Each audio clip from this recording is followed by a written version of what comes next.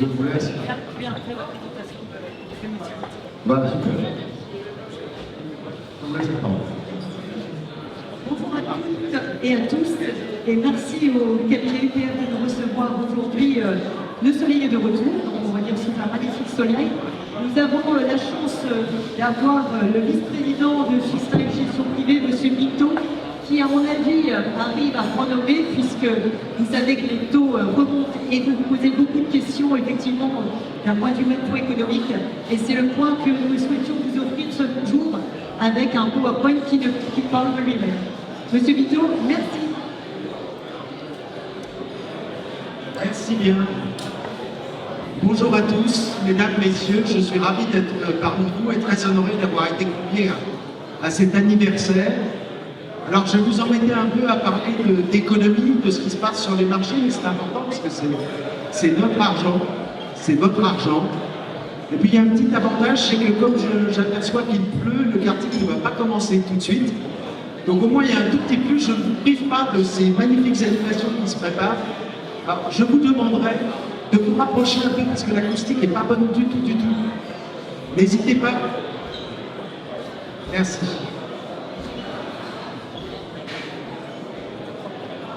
Alors, on va peut-être pousser ça.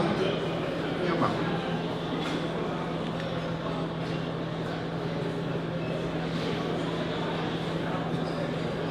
Donc on va essayer pendant environ une vingtaine de minutes d'y voir clair sur ce qui est en train de se passer actuellement sur les marchés financiers, parce que la situation est assez unique. Ça fait plus de 35 ans que je suis sur les marchés financiers, et malheureusement, je dois vous dire qu'en ce moment, on vit à nouveau, comme en 2007-2008, on vit à nouveau une crise financière qui pourrait être assez terrible. D'ailleurs, le titre, le feu sur les marchés financiers, puisque vous savez que la semaine dernière, il y a eu une baisse très importante sur les bourses. C'est peut-être, je crois, c'est en cuisine qu'il y a un bruit terrifiant. Ça fait un écho. Alors je le dis pour moi, mais pour tous mes collègues qui passeront après, est-ce qu'il peut y avoir un peu moins de bruit du côté des cuisines là-bas? Je pense, j'espère. Qu'on voit un peu la cuisine des marchés financiers.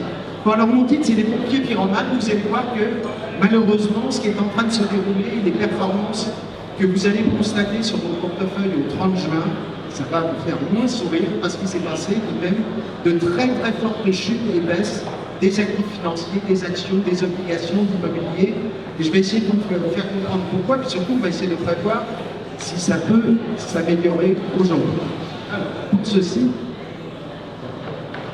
est-ce que ça va fonctionner? Ah. Voilà. Nous étions jusqu'à ce matin en période de forte canicule, donc j'avais prévu de vous passer une image un peu plus rafraîchissante et qui illustre, elle est reprise dans le Wall Street Journal, qui illustre une montagne qui se trouve au Canada, qui s'appelle les Trois Pics. Alors, les Trois Pics ou les Trois Sommets, c'est un tout petit peu ce qui va se dérouler pendant tout cet été, actuellement, pour savoir si on se sort de cette phase assez difficile sur les marchés financiers. Le premier pic, c'est la Chine. On ne l'avait pas bien prévu, mais vous le savez, depuis le mois de janvier, on s'est rendu compte qu'une 6e vague du Covid est arrivée en Chine. Les conséquences, on les connaît jusqu'à même ici. Je voyais une très belle Alpine bleue qui est là-bas, mais vous savez que si vous voulez commander une Alpine bleue aujourd'hui, il faut compter à peu près plus d'1 an avant de la recevoir. Les délais de livraison, les ruptures dans les chaînes d'approvisionnement, tout ceci nous vient du principal fournisseur mondial en semi-conducteurs et en matériaux semi-produits, c'est la Chine. Et là, le Covid a à nouveau arrêté l'activité sur le marché chinois en début d'année. Néanmoins, sans être docteur en médecine, on fait le pronostic que le Covid en Chine est en train de passer.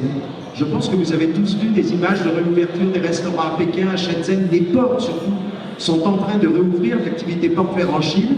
Donc on peut dire que ce premier point qui a été très négatif pour les marchés financiers, parce que c'est un arrêt dans la croissance économique, on va dire que ce premier sommet est passé. Alors j'espère, parce que depuis hier, on parle en France d'une 7e vague de Covid, il y avait 80 000 cas déclarés, j'espère. Donc a priori, on va croiser les doigts. Espérons qu'on soit débarrassé de se joue sur la croissance économique qui est la présence du Covid. Je suis désolé, mais est-ce que quelqu'un peut demander qu'il y ait moins de bruit aux fusils parce que ça fait un écho absolument atroce.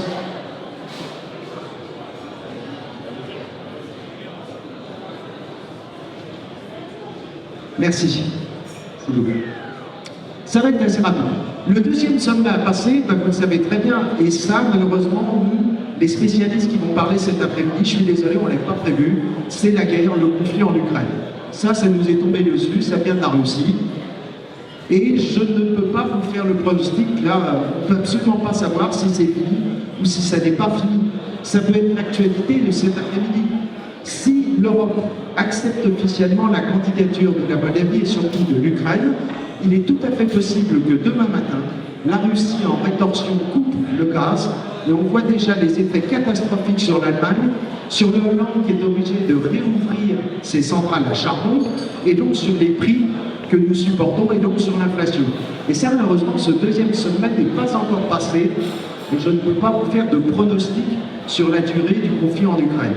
Enfin, troisième pic à dépasser pour que tout aille mieux dans l'économie, que tout aille mieux même dans notre vie quotidienne, c'est-à-dire que la croissance économique revienne, que l'immobilier ne se casse pas la figure, ça nous vient des États-Unis. Et comme ça, on aura fait un tour du monde avec ces trois sommets. Ça nous vient des États-Unis parce que les Américains, ont les premiers, déclaré que l'inflation revenait dans des proportions beaucoup trop importantes. Alors l'inflation aux États-Unis, c'était, il y a 3 mois, un chiffre de plus 8,5% d'inflation. Ça ne vous surprend pas parce que 2 mois après, c'est arrivé en France. On se rapproche enfin en zone euro, on a plus de 8% d'inflation. Et vous le savez, on ne connaît pas ces chiffres-là depuis les années 80, faut monter à très très loin. Donc les Américains ont pris l'initiative de dire il y a trop d'inflation, il va falloir essayer de calmer le jeu. Et puis, il y a 2 mois, un nouveau chiffre d'inflation est ressorti, puisque c'est un indice qui est calculé tous les mois, à 8,3% d'inflation. Et là, les marchés financiers, les entreprises, les investisseurs ont dit « Ouah, ça y est, on dépasse le pic de l'inflation ». C'est-à-dire qu'on est arrivé sur un plateau et maintenant les prix vont se stabiliser, voire redescendre. Et ça, c'est quelque chose de simple à comprendre. Si le baril de pétrole est à 120 $ le baril, c'est très cher, c'est ce qu'on a en ce moment. Mais si pendant une année entière, il reste à 120 $ le baril, si vous calculez l'inflation, c'est-à-dire la hausse des prix sur le baril de pétrole, s'il est toujours à 120 $, au bout d'un an, ça fera 0%. Donc il y a tout de même cet espoir que ça se stabilise et qu'avec le passage du temps, la variation des prix, surtout de l'énergie, du blé, des matières agricoles, si ça reste à ce niveau, si ça ne va pas plus loin, ça devrait rebaisser. Et puis, malheureusement, ça remonte à 10 jours de ça, ça a ajouté près de 10% de moins-value sur tous les marchés d'actions à travers le monde. Le dernier chiffre est sorti et il était de 8,5%. Et 8,5%, ça veut dire que l'hypothèse qui était de dire ça baisse et ça va continuer à baisser, maintenant ça remonte. Et donc par rapport à ça, le banquier central américain, la Federal Reserve, la Federal Reserve, qui a une puissance phénoménale sur les marchés financiers aujourd'hui, a dit stop, ça suffit, il y a trop d'inflation, je vais intervenir. Alors on va essayer de comprendre pourquoi est-ce que la Federal Reserve est intervenue et ce qu'elle est en train de faire qui nous coûte très cher, qui coûte en ce moment, si je faisais le même speech auprès de ménages américains, l'immobilier américain a déjà baissé en l'espace de 2 mois de 17%, baisse des prix. On aura cet après-midi la chute des ventes et tout est en train de se casser la figure à cause de ce que je vais vous montrer ici.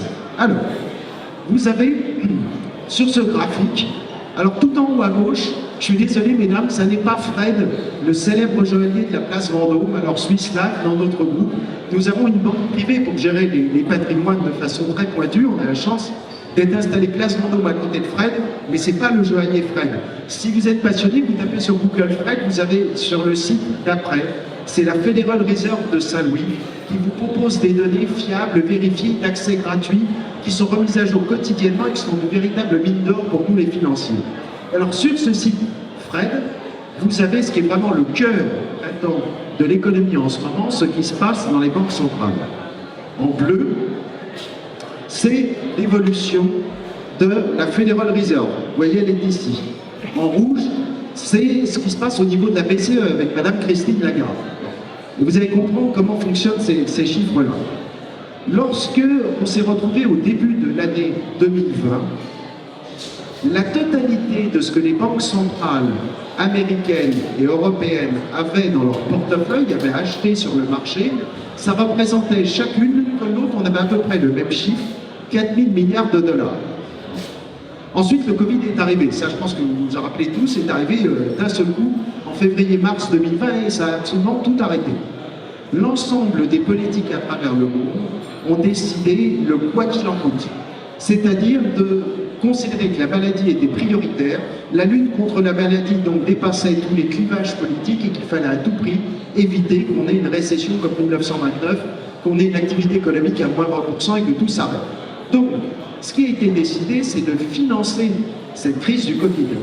En termes financiers, ça veut dire tout simplement que les États ont pratiqué le déficit budgétaire. En France, il s'appelait le quoi qu'il en coûte. On est monté à plus de 8% de déficit budgétaire par rapport à notre règle de Maastricht, qui est de 3% de déficit budgétaire. On a un paquet tout de même pour éviter le drame. Et d'ailleurs, ça a produit ses effets. En 2021, on avait une énorme croissance économique. Mais pour financer tout ce déficit budgétaire, et les Américains ont monté à 15% de déficit budgétaire avec Donald Trump, qui lui est allé alors au plus fort de tous les temps pour l'histoire américaine. 15% de déficit budgétaire. Le problème, c'est que tout ce déficit, il fallait le financer. Et donc, pour acheter les obligations des États américains, français, même allemands aussi, ils ont fait même plus de déficit que nous, mais il fallait qu'il y ait quelqu'un qui accepte d'acheter cette dette, et les banques centrales ont dit, c'est nous. C'est une version moderne de la planche à monnaie, c'est-à-dire que les banques centrales, à partir d'une écriture informatique, parce qu'elles ont le droit, elles peuvent créer de la monnaie, on dit les dettes de l'État français, de l'État allemand, de l'État américain, c'est nous qui les achetons, de façon à ce que les taux d'intérêt ne montent pas trop, parce que si l'endettement devient énorme, on aurait eu des taux d'intérêt à 20% avec un tel montant de dette. C'est ce qui s'est passé. Et vous voyez les chiffres ici, c'est 2 points, mais je l'ai mis en gros. Avant le Covid, le bilan des banques centrales, c'était 4 000 milliards. Et elles ont acheté 5 000 milliards de dollars d'obligations supplémentaires en l'espace de 2 ans. La BCE plus la Fed, ça fait en tout 10 000 milliards de dollars. Ça fait tourner la tête ces chiffres, mais avec 10 000 milliards de dollars, vous achetez 10 fois la France. Le PIB français qui mesure la richesse d'un pays, c'est, j'arrondis les chiffres, 2 500 milliards de dollars par an. Et donc en l'espace de 2 ans, les banques centrales ont acheté l'équivalent de 10 fois la richesse française. Jamais dans toute l'histoire économique, depuis qu'on a des statistiques, un tel investissement n'avait été réalisé sur les marchés. Et donc on est arrivé à 9 000 milliards de dollars, le plafond, à cause du Covid. Et vous voyez, c'est amusant parce qu'en fait la BCE et la Fed sont arrivés quasiment au même niveau, c'est-à-dire elles ont financé les efforts des États avec une puissance absolument incroyable. Néanmoins, le problème, c'est que ça fait trop de dettes et que tout ça, ça crée de l'inflation parce que c'est un planche à billets. Il est clair que c'est à partir de rien, la Federal Reserve dit bah, j'achète de la dette de l'administration de Donald Trump et donc c'est donner de l'argent à l'économie. Et quand on crée trop de billets, quand on fait trop d'activités monétaires, bah, ça crée de l'inflation dans l'économie. C'est pour ça que les Américains ont dit bon bah maintenant stop, ça suffit. On fixe une limite. Et ça c'est un discours qui remonte à peu près à 1 mois. Monsieur Powell, le voici ici, qui a un pouvoir énorme en ce moment, Monsieur Powell a dit ça suffit. Et il l'a fixé très clairement, on n'ira pas au-delà de 9 000 milliards de dollars. Stop. Au-delà, on va faire exploser la planète, il faut revenir dans des choses beaucoup plus raisonnables. Et il a commencé à le faire. La BCE, Madame Lagarde a dit, je vais le faire au 1er juillet. C'est dans pas longtemps, hein. Mais lui a commencé au 1er juin. Et vous l'observez tout en haut à droite, vous voyez la courbe en bleu qui est tout en haut à droite, elle commence à diminuer un tout petit peu. Ça veut dire que la Federal Reserve qui avait acheté des obligations est en train de les revendre sur le marché. Quand vous revendez quelque chose, ben vous faites baisser les cours. Et même, alors c'est là où il faut 20 secondes d'attention, vous allez voir que le raisonnement est assez simple, pour comprendre ce qui se passe, l'impact il est sur les taux d'intérêt d'abord. Si vous achetez de la dette, c'est-à-dire que vous allez financer de l'endettement. Si vous achetez une obligation, ça veut dire que vous prêtez de l'argent. Si vous prêtez beaucoup d'argent, ben ça fait baisser les taux d'intérêt. C'est-à-dire que s'il y a plus de gens qui veulent placer leur argent que de gens qui veulent emprunter leur argent, c'est l'offre et la demande, les taux d'intérêt vont baisser parce que tout le monde veut placer. Logique. Et donc ce qui se passe depuis 1 mois avec la Federal Reserve, c'est l'inverse. C'est-à-dire que au lieu d'acheter des obligations, ce qui fait baisser les taux d'intérêt, elle les vend. Eh ben donc c'est exactement en sens inverse. Quand on vend une obligation, c'est comme si on reprenait de l'argent. Ça veut dire en fait qu'on réemprunte de l'argent, ça fait remonter les taux d'intérêt. C'est mécanique, c'est des calculs de taux d'intérêt, mais c'est du bon sens. Si vous placez beaucoup, ça fait baisser les taux. Donc si vous ne placez plus et que vous reprenez votre argent, ça fait remonter les taux d'intérêt. Et c'est là où apparaît le problème. C'est que, voilà, donc le 9 000 milliards de dollars, c'est la règle, ça ne sera pas dépassé.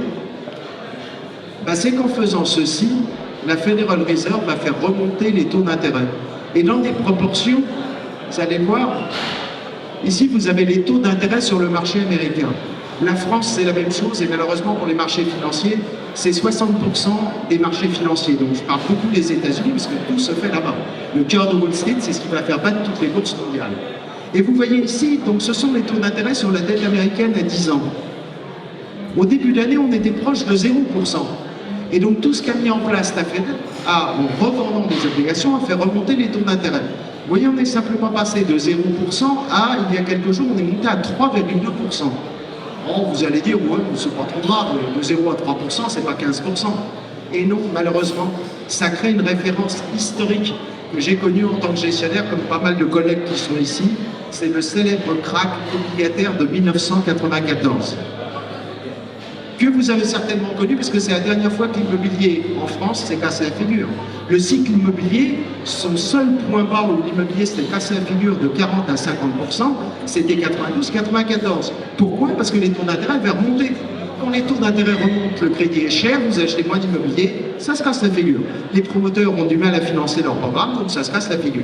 Et donc là, vous voyez que ce petit mouvement qui s'est passé ici correspond exactement, il est même plus fort, que le mouvement qui était ici, qui est le mouvement de 1994, qui est le dernier crack, la récession de 93, on a reproduit le crack de 1994. C'est pour ça que c'est pas forcément très très bon. Alors quelles en sont les conséquences et est-ce qu'on peut s'en sortir? Première conséquence. La première conséquence, c'est que lorsque les taux d'intérêt remontent et viennent de remonter, la valeur de tout baisse. Des obligations, ça vous l'avez compris, parce qu'on a vendu des obligations, donc le cours des obligations a baissé. C'est-à-dire que malheureusement, vous verrez vos SICAV monétaires, vos SICAV obligataires qui investissent dans ces obligations, vous allez voir au 30 juin, elles ont toutes baissé. On va même calculer l'ampleur de ce qui va arriver quand vous aurez les relevés du 30 juin. Mais vous allez comprendre aussi que tout baisse. Pour le comprendre, je prends un exemple hyper simplifié. Supposons que, en début d'année, vous ayez acheté une obligation qui vous promettait un coupon, un paiement de 100 € dans un an. D'accord? Facile. Mais quand je dis un coupon, ça peut être aussi, supposons que j'ai acheté une action qui, comme Air Liquide ou comme Total, vous promettait un coupon de 100 € l'année prochaine. Il y a des sociétés qui affichent des dividendes qui disent vous aurez ça l'année prochaine. Mais ça peut être aussi le cas d'un loyer. Les loyers ne sont pas encore indexés, et donc en l'espace d'un an, ils ne peuvent pas monter aussi fort que ça. Donc on vous promettait, vous êtes propriétaire d'un bien qui vous promet dans un an un loyer, vous allez toucher 100 €.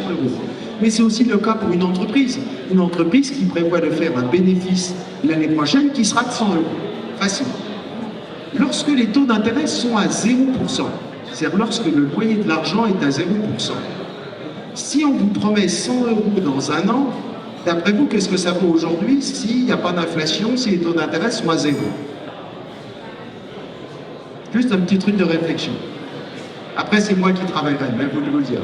C'est-à-dire, s'il n'y a pas, le loyer d'argent est à 0%, ce qui était le cas en janvier, il n'y a pas d'inflation. C'était le cas, ça n'était pas encore arrivé, tous les problèmes du Covid de l'Ukraine.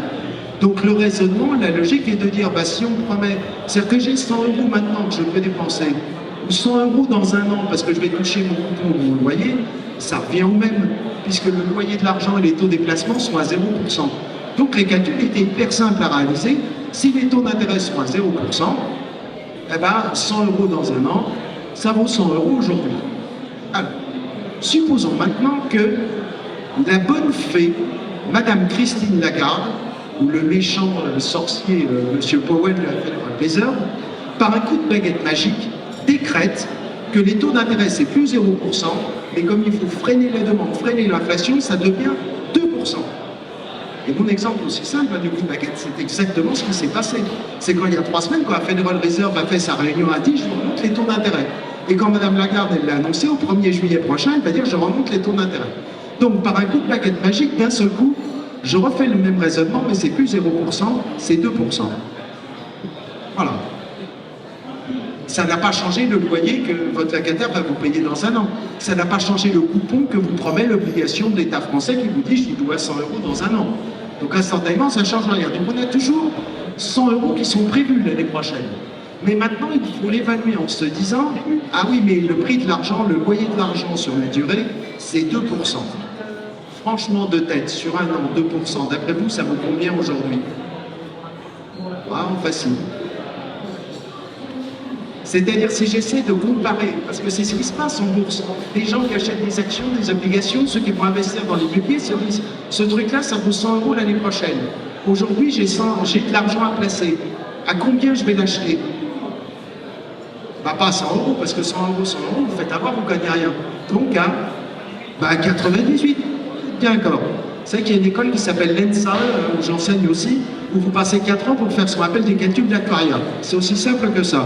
C'est évident, 98 €. Donc, nous venons de vérifier que si les taux d'intérêt montent de 2%, un loyer à un an ou une obligation à un an, elle perd 2%. Le problème, c'est que les obligations, elles ne durent pas un an.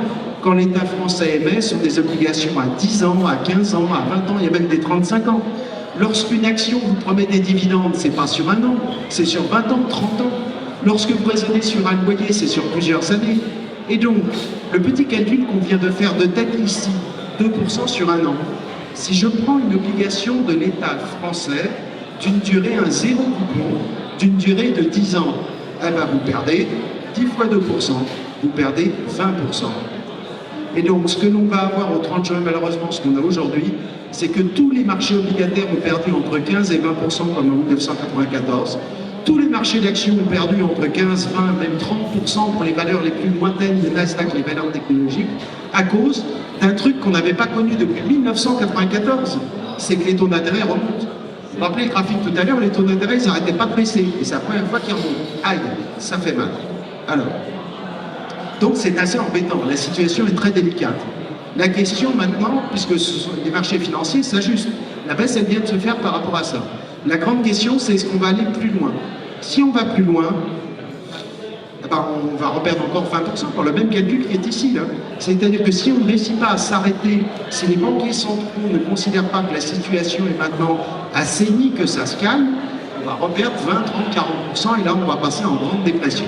Alors, je termine sur deux éléments tout de même d'espoir et positifs qu'on va vraiment observer, qui ce matin, j'ai fait un papier, qui vient d'être observé à la Bourse de Paris, qui reprend 2,5%. Le premier élément positif, un peu cynique, mais c'est comme ça, c'est lié à la chute. On va passer ça. Alors, la chute. Qu'est-ce que c'est?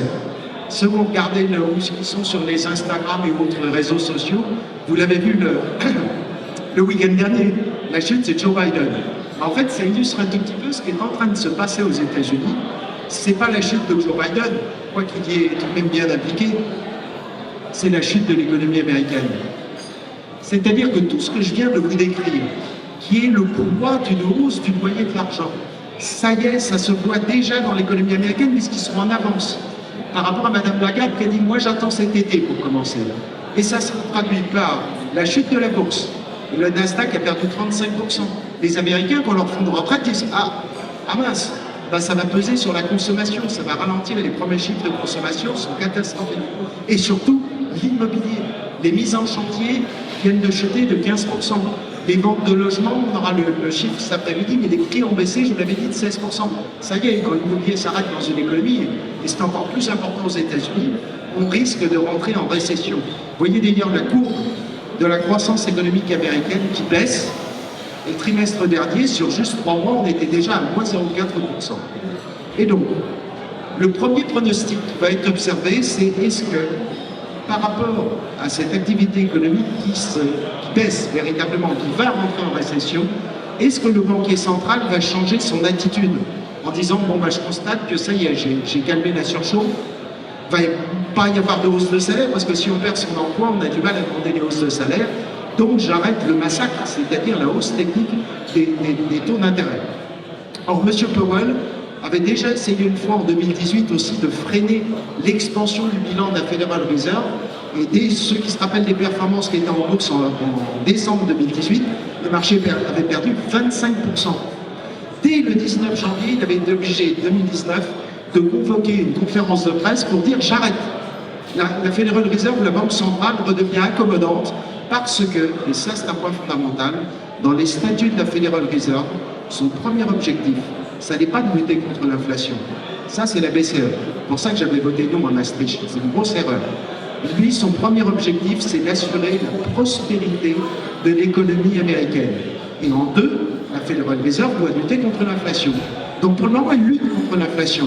Et en fait, en essayant d'éteindre l'inflation, il est devenu pyromane. Parce qu'il a monté les taux et ça fait casser la figure à l'économie.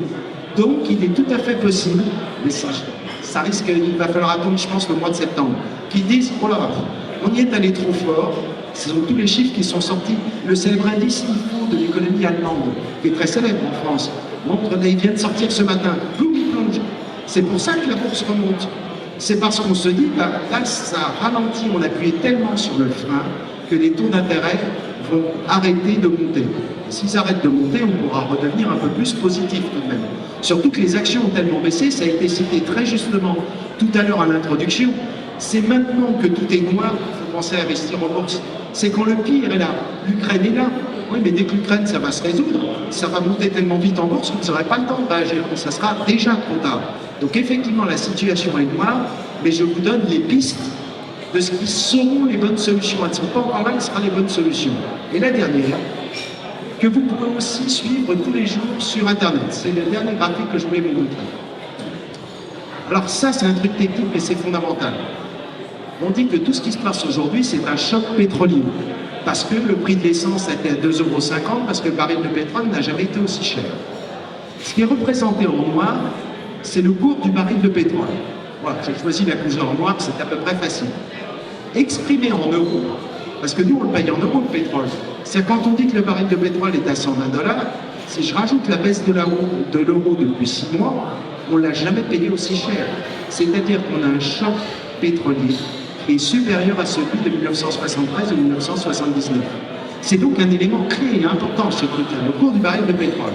Or, ce que l'on constate, c'est que depuis une vingtaine d'années, dès que le cours du baril de pétrole montait, il rebaissait. Tout simplement parce que le premier producteur mondial de pétrole, ce n'est pas l'Arabie Saoudite, ce sont les États-Unis. De très loin, le premier producteur mondial de pétrole. Et bien, dès que le cours du baril de pétrole monte beaucoup, il réouvre des puits, il remet en activité des puits et des forages. En anglais, ça s'appelle les rigs. Et donc, si vous cherchez rigs sur Internet, vous avez une statistique quotidienne qui vous montre tout simplement le nombre de forages américains en activité. Et vous voyez bien que lors de la dernière hausse du cours du pétrole en 2016-2017, le nombre de puits en activité est monté, et puis quand il arrive vers 1500 puits en activité, le cours du baril du pétrole redescend parce qu'il y a une offre de pétrole supplémentaire. Joe Biden, hier, devant des journalistes, a appelé à ce que les Américains produisent plus de pétrole. Et alors là, je dois reconnaître que je me suis trompé en tant que prévisionniste, analyste des marchés, parce que quand j'ai vu ça en début d'année, j'ai dit on va rapidement se sortir de l'inflation, parce que les Américains vont mettre en route leurs puits en Floride et tout, et en avant, ils vont pomper du pétrole, parce qu'ils sont très réactifs, là, c'est vraiment l'économie de marché, si on veut gagner de l'argent. Et vous voyez ici que le nombre de puits en activité remonte, mais très lentement. C'est la première fois que le pétrole remonte aussi vite, et que les forages qui se remettent à pomper décollent aussi lentement. Explication, comme quoi ça coûte cher, et comme quoi je vais rejoindre l'anecdote que je citais en introduction avec la Hollande, qui réouvre ses centrales à charbon pour produire de l'électricité. Ben, l'explication aujourd'hui, c'est que les Américains, au-delà des puits traditionnels de forage en Floride, qui sont réouverts, seront obligés de rouvrir du gaz de schiste et de la fragmentation de roches. Et dès qu'ils essaient de faire ça en Amérique du Nord, en Alaska, il y a des écologistes qui se mettent devant et qui s'enchaînent. Et donc ça prend un retard fou. D'où, pour le moment, cet écart qui fait que je n'ai pas de bonnes nouvelles à vous donner sur l'inflation, mais remarquez, c'est tout de même assez positif. Et regardez l'Allemagne, qui est elle aussi très écologiste, va utiliser le charbon parce qu'il n'y a pas le choix, surtout si demain Poutine coupe le gaz en Europe, ce qui serait tout de même assez sévère. Donc vous voyez, il y a des pistes qui font qu'on va pouvoir s'en sortir, mais on déguste, on déguste. Conclusion, qu'est-ce qu'il faut faire avec son épargne? Alors le seul truc sécuritaire qui reste, qui lui n'a pas eu les moins-values parce que l'assureur le garantit en raisonnant à long terme, c'est l'actif en euros. Ouais, mais ça va pas être extraordinaire l'actif en euros, cette année, si vous donne 1 ou 2%, avec une inflation qui est à 6%, c'est pas génial. C'est normalement le seul truc qui peut être la sécurité absolue si vous la voulez, mais ça rapportera rien. C'est pas génial. Donc bien entendu, moi mon avis, c'est que pour s'en sortir dans ces phases-là, il faut aller sur les marchés d'actions, c'est beaucoup plus volatile. Mais c'est ça qui peut rebondir. Regardez, ce matin, on est à plus de 62 euros, déjà en l'espace de quelques heures, parce que les entreprises ont démonté leur potentiel à se sortir de ce genre de crise et à bien s'en sortir. Air Liquide, LVMH, enfin, vous voyez bien que les groupes, les grands groupes qui sont cotés en bourse réussissent à tirer parti de ces situations. Alors comment on le fait? Chez Swiss Life, on vous propose sur ce qu'on appelle les allocations déléguées, c'est-à-dire tout simplement, vous nous confiez un mandat de gestion parce qu'il faut une équipe où on est une trentaine de personnes, gestionnaires de portefeuille, chez Swiss Life, banque privée, parce qu'on a le statut pour faire ça, et on gère vos portefeuilles de place Vendôme parce qu'il faut agir vite, il faut réagir beaucoup. On ne va pas tarder à revenir sur le marché japonais qui semble assez intéressant, on attend que le yen baisse. Tout ceci suppose beaucoup d'activité dans les portefeuilles. Et alors l'avantage dans les contrats Swiss Life, c'est que vous pouvez, parce que les actions se fait toujours peur, on a un des rares contrats d'assurance vie sur la place à proposer une gestion en action, une vraie gestion, c'est-à-dire avec un gestionnaire qui vous gère le portefeuille à partir de 3 000 euros. Et donc ça permet justement pour les plus frileux de prendre un pied, de ne pas louper ça. Il faut commencer à rentrer sur les marchés d'actions, parce qu'il est prouvé qu'il y a 10 ans, 15 ans, 20 ans, le truc qui marche le mieux sont de même les actions, si elles ont été bien choisies, à peu près bien gérées. Bien sûr, elles ont baissé depuis le début de l'année. On va voir ce qui se passe en fin d'année. En 1994, les actions étaient déjà positives, à la fin de l'année 1994. Donc, c'est là où il y a le plus de potentiel. Et puis, alors, pour les plus férus et les spécialistes, vous avez une gestion qui commence.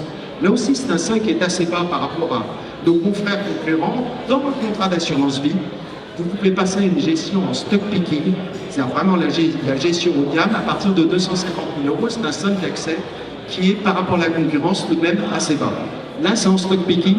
Alors, pour des montants de 10 000 ou 15 000 euros, on ne peut pas vous mettre, il n'y a pas assez d'argent pour mettre suffisamment de lignes, donc on dit en multigestion, en utilisant des SICAV spécialisés, de très bonnes maisons, comme celles qui vont prendre la parole, mais je vous fais la publicité, comme Odo, comme Edmond Rothschild, et qui vont parler après moi, parce qu'on y trouve de très bons spécialistes.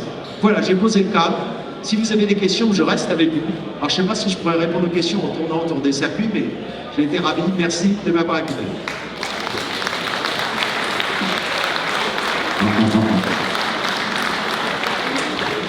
Merci beaucoup, M. Buteau, de cet exposé fantastique.